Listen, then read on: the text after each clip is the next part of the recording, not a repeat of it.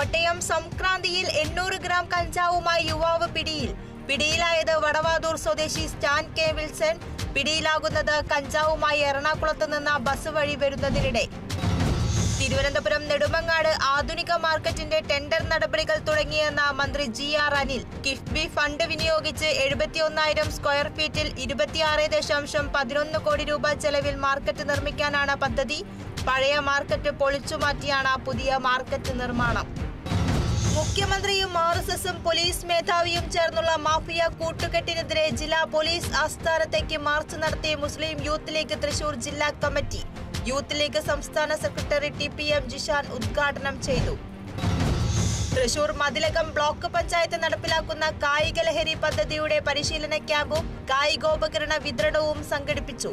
പദ്ധതി നടപ്പിലാക്കുന്നത് 4 സ്കൂളിലെ വിദ്യാർത്ഥികൾക്കായി.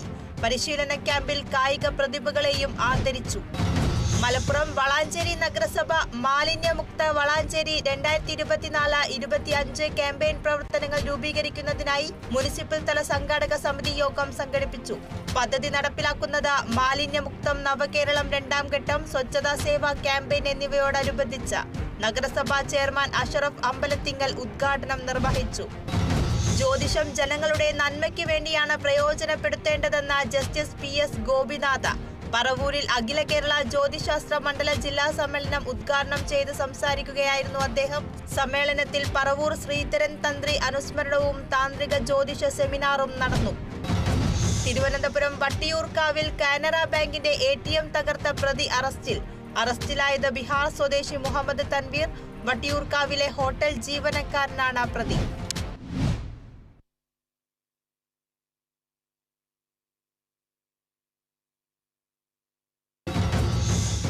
കോട്ടയം സംക്രാന്തിയിൽ 800 ഗ്രാം കഞ്ചാവുമായി യുവാവ് പിടിയിലായത് വടവാതൂർ സ്വദേശി സ്റ്റാൻ കെ വിൽസൺ.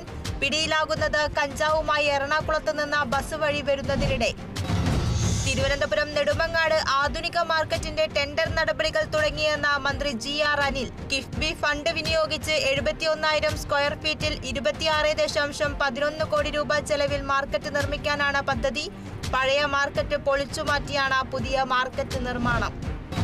മുഖ്യമന്ത്രിയും RSSും പോലീസ് മേധാവിയും ചേർന്നുള്ള മാഫിയ കൂട്ടുകെട്ടിനെതിരെ ജില്ലാ പോലീസ് ആസ്ഥാനത്തേക്ക് മാർച്ച് നടത്തിയ മുസ്ലിം യൂത്ത് ലീഗ് തൃശൂർ ജില്ലാ കമ്മിറ്റി. യൂത്ത് ലീഗ് സംസ്ഥാന സെക്രട്ടറി TPM ജിഷാൻ ഉദ്ഘാടനം ചെയ്തു.